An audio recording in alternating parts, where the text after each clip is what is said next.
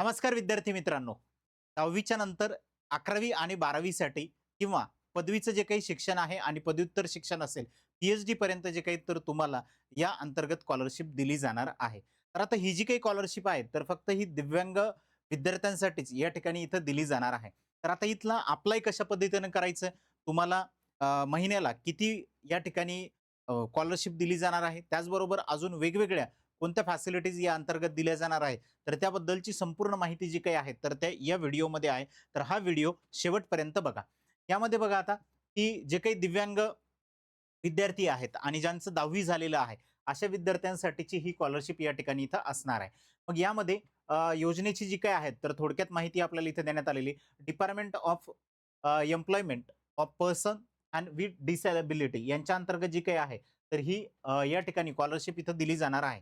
त्यानंतर दुसरं जर बघितलं तर दिव्यांग विद्यार्थ्यांनाच हे उच्च शिक्षणासाठी जे काही आहेत, तर एक प्रोत्साहन म्हणून या ठिकाणी ही स्कॉलरशिप इथं दिली जाणार आहे.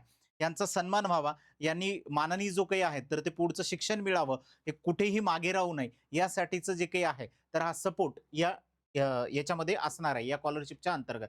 आता इथे जर बघितलं, तर ही जी काही स्कॉलरशिप आहे, तर हिचं नाव आहे post matric scholarship for student with disability. जे डिसॅबिलिटी ज्यांच्यामध्ये आहे, तर त्यांच्यासाठीची ही स्कॉलरशिप या ठिकाणी इथं असणार आहे. इथं 12वी असेल, डिप्लोमा असेल, पदवी असेल, पदव्युत्तर पदवी असेल किंवा पी-एच-डी असेल, तर यांच्यासाठीची ही स्कॉलरशिप जी काही तर या ठिकाणी इथं दिली जाणार आहे. त्याच्यानंतर आपल्याला ऑनलाईन अर्ज जो काही आहे, तर तो करायचा आहे. नॅशनल स्कॉलरशिप पोर्टलवरती जाऊन हा ऑनलाईन अर्ज आपल्याला करणं या ठिकाणी इथं आवश्यक आहे. मग यामध्ये जी काही स्कॉलरशिप आहे, तर हिच्यामध्ये आर्थिक लाभ नेमका कोणता दिला जाणार आहे किंवा किती स्कॉलरशिप आम्हाला यामध्ये दिली जाणार आहे? तर बघा आता यामध्ये मेंटेनन्स अलाउन्सेस जे काही आहेत, तर हे दरमहा तुम्हाला या ठिकाणी इथं दिले जातील. तर याच्यामध्ये मेडिकल, इंजिनिअरिंग आणि जे मॅनेजमेंटमधले विद्यार्थी आहेत, तर यांच्यासाठी ₹1600 हॉस्टेल जे काही आहेत, तर यासाठी तुम्हाला ₹1600 दरमहा दिले जातील. त्याचबरोबर याच्यामध्ये दरमहा जे काही आहेत, तर 750 हे स्कॉलरशिप म्हणून तुम्हाला या ठिकाणी इथं दिले जाते. तर हे दोन्ही जे काही आहेत, तर तुम्हाला इथं दरमहा एकूण दिले जाते.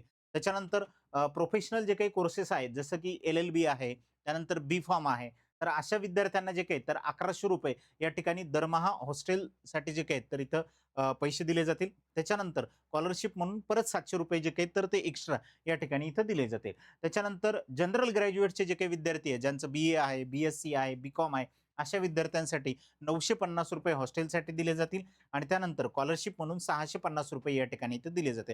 जे विद्यार्थी 11वी आहेत, 12वी आहेत किंवा आय-टी-एला आहेत किंवा डिप्लोमाला आहेत, तर अशा विद्यार्थ्यांसाठी ₹900 एवढे दरमहा तुम्हाला हॉस्टेलसाठी इथं दिले जातील आणि स्कॉलरशिप म्हणून ₹550 जे काही तर एवढी स्कॉलरशिप या ठिकाणी इथं दिली जाईल. वरील ही जी काही रक्कम आहे, तर ही दरमहा या ठिकाणी इथे दिल्या जाणार आहेत. या जेवढ्या काही रकमा तुम्हाला या ठिकाणी इथं सांगण्यात आलेल्या आहेत त्या. आता इकडे जर बघितलं तर बी पार्टमध्ये जे काही अपंगत्व भत्ता आहे, डिसॅबिलिटी अनाउन्सेस जे काही तर ते सुद्धा तुम्हाला या ठिकाणी इथं दिले जाणार. पण हे वार्षिक असणार आहेत या ठिकाणी. तुम्हाला वर्षभरामध्ये फक्त हे एकदाच मिळणार आहे. मग यामध्ये जे काही आहेत, तर जे कोणते विद्यार्थी दृष्टिबाधित आहेत किंवा बौद्धिक दिव्यांग आहेत, तर यांना एकदा ₹4000 जे काही तर या ठिकाणी अतिरिक्त मिळणार आहे. त्यानंतर इतर सर्व दिव्यांगांना जे काही तर ₹2000 अतिरिक्त एका वर्षभरासाठी दिले जाते. आणि तुम्हाला काही पुस्तक घ्यायचे असतील, बुक्स वगैरे काही पर्चेस करायचं असेल, तर त्याच्यासाठी जे काही तर या ठिकाणी इथं ₹1500 प्रतिवर्ष म्हणजे की एका वर्षाला जे काही तर इथं ₹1500 असे तुम्हाला या ठिकाणी इथं मिळणार आहे. म्हणजे हे 2000 काही विद्यार्थ्यांना आणि हे 1500 असे एकूण मिळून 3500 या ठिकाणी मिळतील आणि इथे जर बघितलं तर हे 4000 आणि हे 1500 म्हणजे असे ₹5500 जे काही तर या ठिकाणी मिळतील आणि ही जी काही स्कॉलरशिप आहे तर ही या ठिकाणी तुम्हाला दरमहा इथं दिली जाणार आहे. त्याचबरोबर यासाठी लागणारे कागदपत्र कोणते आहेत किंवा निकष कोणते आपल्याला या ठिकाणी इथे देण्यात आलेले तर ते बघा. यामध्ये दिव्यांग प्रमाणपत्र असणं आवश्यक आहे आणि त्याच्यामध्ये किमान जे काही तर 40% दिव्यांगत्व असणं अनिवार्य आहे, आवश्यक आहे. तरच तुम्हाला या ठिकाणी जो काही तर तो बेनिफिट दिला जाणार आहे. त्यानंतर अपंग या ठिकाणी उत्पन्नाचं जे काही आहे तर प्रमाणपत्र आपल्याकडे पाहिजे. तर यामध्ये पालकाचं जे काही आहे तर वार्षिक उत्पन्न 2,50,000 पेक्षा कमी असणं आवश्यक आहे. ओके. इथं पेक्षा जास्त नसावे म्हणजे त्यापेक्षा कमी पाहिजे आपल्याला. त्यानंतर एक कुटुंब आणि 2 लाभार्थी या ठिकाणी चालणार नाहीत. ओके. या ठिकाणी कुठं-कुठं हे अपवाद आहेत. एका कुटुंबातील जास्तीत जास्त 2 मुलांना जो काही आहे, तर तो लाभ या ठिकाणी इथं दिला जाईल. एका कुटुंबामध्ये 2च व्यक्ती जे काही आहेत, तर इथं घेऊ शकतात. जर जुळे असतील तर याच्यासाठीचा इथं अपवाद आपल्याला देण्यात आलेला आहे. त्यानंतर या ठिकाणी जे काही आहेत तर पुनरावृत्ती. जर तुम्ही एकाच वर्गात नापास होऊन पुन्हा तोच वर्ग जर या ठिकाणी असाल, तर तुम्हाला स्कॉलरशिप त्या वर्षासाठी दिली जाणार नाही. म्हणजे जर समजा तुम्ही 11वी मध्ये आहे किंवा 12वी मध्ये एखाद्या वेळेस एखादा आपला सब्जेक्ट गेलेला असेल आणि तुम्ही जर तिथं फेल जर झाले, तर मग तुम्हाला त्या वर्षी जे काही आहेत, तर तिथं स्कॉलरशिप दिले जाणार नाही.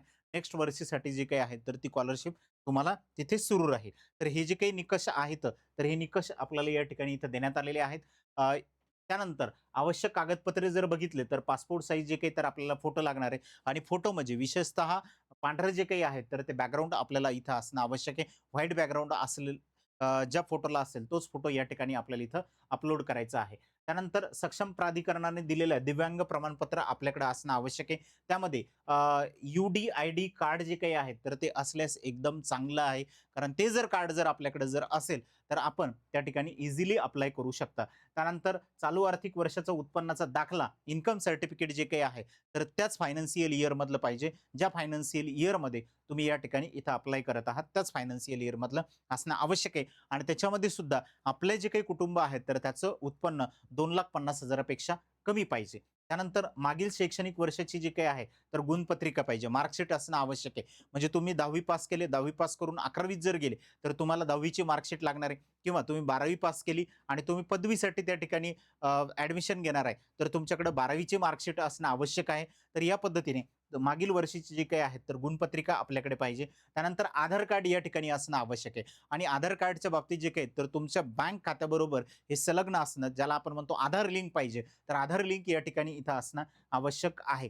जे कोणतं बँक खातं आहे, तुम्ही त्याच्याबरोबर तुमचं आधार लिंक आहे किंवा नाहीये, तर ते चेक करा. कारण हे जे काही तुम्हाला पैसे जमा होणार आहेत या स्कॉलरशिपचे, तर हे पूर्णपणे आधार बेसवरती जे काही तर या ठिकाणी इथं जमा केले जाणार आहेत.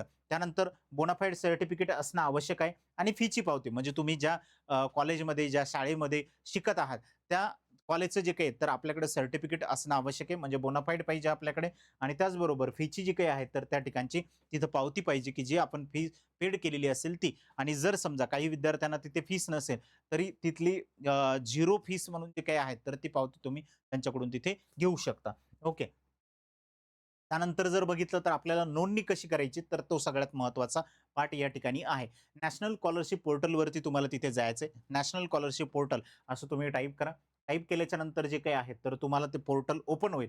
पोर्टलवरती तुम्ही गेल्याच्या नंतर या ठिकाणी जे काही आहे, तर एन-एस-पी पोर्टलवरती जे काही तर जाऊन न्यू रजिस्ट्रेशनवरती क्लिक करा.